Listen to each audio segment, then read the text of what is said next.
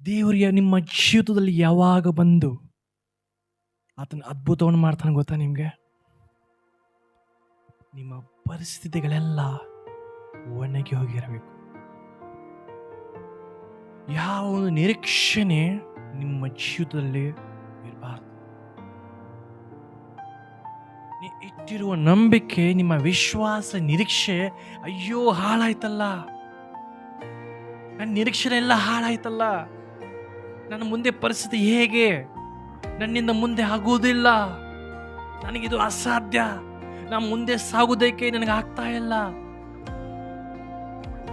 ಮುಂದೆ ನಾ ಹೇಗೆ ಮುಂದೆ ಸಾಗಲಿ, ನನ್ನ ಪರಿಸ್ಥಿತಿ ಹೇಗೆ, ನಾಳಿನ ಪರಿಸ್ಥಿತಿ ಹೇಗೆ ಅಂತ ಹೇಳಿ ನೀವು ಆಲೋಚಿಸುತ್ತಿರುವಾಗ, ಅಂದರೆ ಮತ್ತೆ ಯಾವ ಒಂದು ಅವಕಾಶವಿಲ್ಲ ನಿಮ್ಮ ಜೀವಿತದಲ್ಲಿ. ನಿಮ್ಮ ಜೀವಿತದಲ್ಲಿ ಯಾವ ಒಂದು ಅವಕಾಶವಿರುವುದಿಲ್ಲ, ಯಾವ ಒಂದು ಮಾರ್ಗವಿರುವುದಿಲ್ಲ. ನೀವಿಟ್ಟಿರೋ ಒಂದು ನಿರೀಕ್ಷೆ ಎಲ್ಲ ಏನಾಗುತ್ತೆ ಗೊತ್ತಾ? ಅದು ಹಾಳಾಗ್ಬಿಟ್ಟಿರ್ತದೆ. ಆ ಪರಿಸ್ಥಿತಿಯಲ್ಲಿ ದೇವರು ಬರ್ತಾನೆ. ಹಲ್ಲೆಲೂಯಾ. ಆ ಪರಿಸ್ಥಿತಿಯಲ್ಲಿ ತಾನೇ ಬರ್ತಾನೆ. ಹಲ್ಲೆಲೂಯಾ. ಆ ಪರಿಸ್ಥಿತಿಯಲ್ಲಿ ಬಂದು ಏನಂತಾನೆ ದೇವರು? ಎಸ್, ನಾನು ಯೆಹೋವನು, ನಾನಿನ್ನ ದೇವರಾಗಿದ್ದೇನೆ. ಸೊ ನಾನು ನಿನಗೇನು ಕೊಡ್ತೇನೆ? ಶ್ವಾಸ ಕೊಡ್ತೇನೆ, ನಿನಗೆ ಜೀವ ಕೊಡ್ತೇನೆ. ಸಾಕು, ಇಷ್ಟು ದಿವಸ ನೀನು ಕಷ್ಟಪಟ್ಟೆ, ಸಾಕು. ಇಷ್ಟು ದಿವಸ ನೀನು ಎಷ್ಟೋ ಸಮಸ್ಯೆಗಳ ಮೂಲಕವಾಗಿ ಹಾದು ಹೋಗಿದ್ದೀಯಾ, ಎಷ್ಟೋ ಹೋರಾಟಗಳ ಮುಖಾಂತರ ನೀನು ಹಾದು ಹೋಗಿದ್ದೀಯಾ, ಎಷ್ಟೋ ರೋಗಗಳನ್ನು ನೀನು ಅನುಭವಿಸಿದ್ದೀಯಾ, ನಿಂದೆಗಳ ಅವಮಾನಗಳನ್ನು ಅನುಭವಿಸಿದ್ದೀಯಾ.